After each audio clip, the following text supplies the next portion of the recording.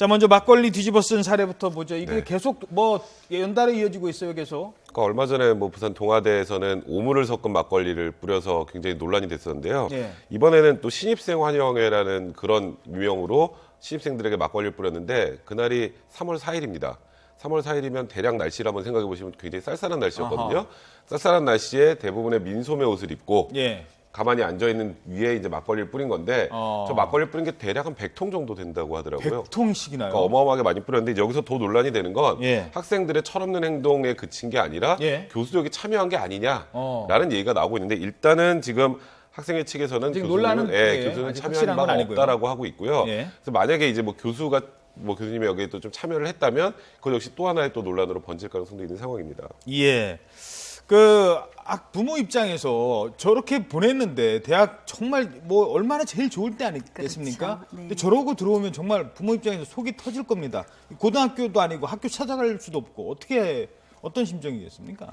그러니까 기본적으로 대학이라는 건 우리 사회의 지성을 대표하는 집단이지 않습니까? 예. 근데 지금 화면을 보면 그야말로 어떤 제물로 가는 심청이처럼 가운데 둘러앉아 있고 그 추운 날 민소매에 지금 막걸리를 뿌리고 있는데 예. 이거는 부모 입장뿐 아니라 이 전 사회 우리 구성원들이 볼 때도 이거는 너무 지나치다. 이게 아무리 관습이라는 이름으로 뭐 앞으로 잘 되라고 고사라는 형식으로 지금 진행이 됐다고 할지라도 이거는 우리 사회에서 당연히 없어져야 될 구습이고 악패다 이렇게 생각을 합니다. 학교 측이 이와 관련해서 저희들 입장을 내놓은 게 있죠.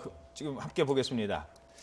자, 막걸리를 뿌린 행위는 원광대 학생회 측이 밝힌 내용입니다. 맥락 없는 가혹행위가 아니다. 신입생과 학우들에게 신체적, 정신적 피해를 끼친 점 사과드린다라고 했는데 맥락 없는 가혹행위가 아니다. 이거는 무슨 말이냐면 그냥 때린 게 아니라 다 이유가 있었다. 전통이다. 이런 얘기 아니에요? 네, 저 전통이라는 게 이제 애군을 막고 예. 행운이 가득하기를 바라는 의미로 전통으로 이어져 내려오는 거다라고 하는데요.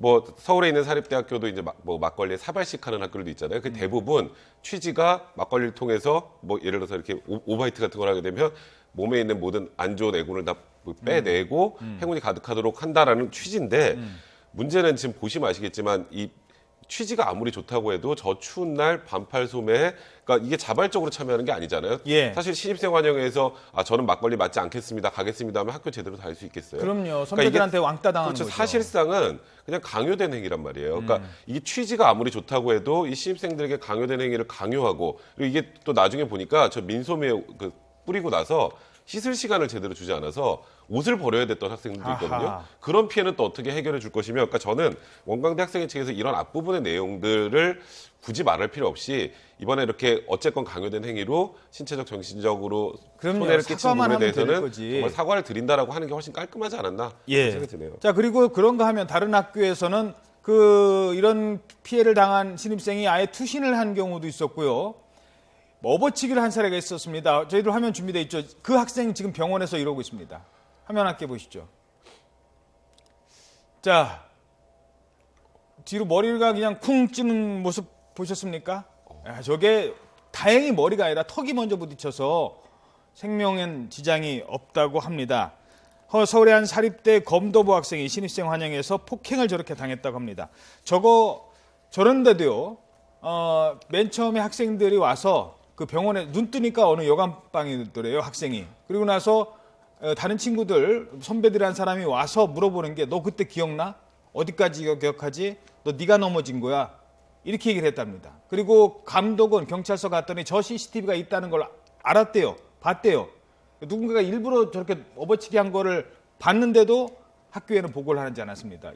정말 이거 조직적인 범죄로 갈 수 있는 거 아닙니까? 그렇죠. 기본적으로 잘못된 행위에 대해서는 방금 말씀하셨듯이 사과하면 모든 게 다 용서가 되는데 같이 있던 선배나 감독이 오히려 그걸 은폐하기 위해서 먼저 기억이 나는지를 물어보고 CCTV가 있음에도 불구하고 그걸 은폐하기 위해서 행동했다는 그게 더 비난받을 행위라고 저는 생각을 하고요. 예.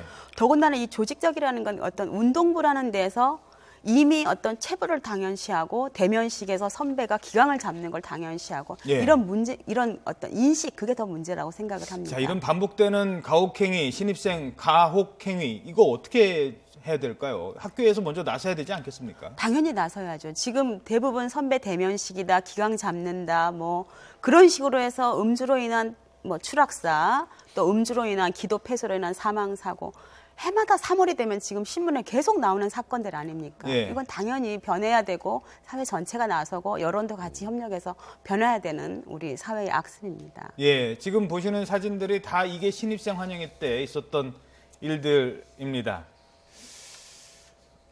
알겠습니다. 자, 우리 부모님 입장 생각해서라도 우리 신입생들에 대한 나도 신입생 때 내가 당했다는 이유로 후배들한테까지 그렇게 할 이유는 전혀 없는 겁니다.